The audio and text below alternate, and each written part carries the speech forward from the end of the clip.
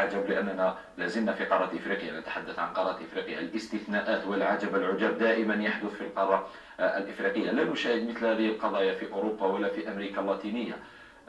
دائما ما نشاهد مثل هذه المسرحيات وهذه التمثيليات في القارة الإفريقية. بيان الكاف اليوم واستكمال أو مشهد مشهد ختامي استكمالا للمسرحية التي تم تمثيلها منذ وصول نادي نهضة بركان إلى مطار هواري بومدين لمواجهة نادي اتحاد العاصمة. كان عليهم أن يستكملوا مشاهد المسرحية حتى تنتهي. الآن علينا أن نأمل فقط في مصداقية الفيفا، وهي أعلى هيئة كروية في العالم. إن تم العمل بالقوانين فالحق وكل الحق مع الجانب الجزائري، وإن تم الدوس على القوانين مثل ما تم الدوس عليها هنا في الكاف هنا ستكون المشكلة أعظم وأكبر، لأنه صراحة بمثل هذه المسرحيات وهذه التمثيليات أصبحنا لا نعلم إلى أين نذهب حتى نسترجع حقوق الأندية الجزائرية. نعم رئيس، القيم والمبادئ الرياضية من أجل إصلاح هذه المنظومة. هذا هو الحل. لست مسؤولا عن نتائج ميدو، تعمل. ما تقدرش دير ريفولوسيون لست مسؤولا ميدو.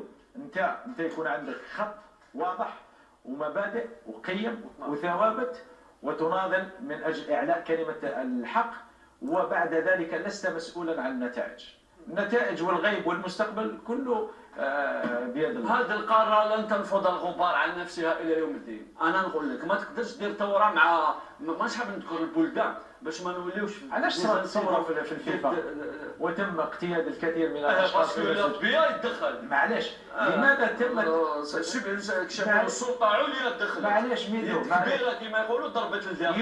يمكن الإصلاح ميدو في إفريقيا. والله لا يتم إصلاح الاتحاد الإفريقي. يمكن تخاطروا كما يقول بالعامية كما ما تقدرش دير ثورة مع شعوب مماثلة، مع أشخاص مماثلين باش ما نجمعوش.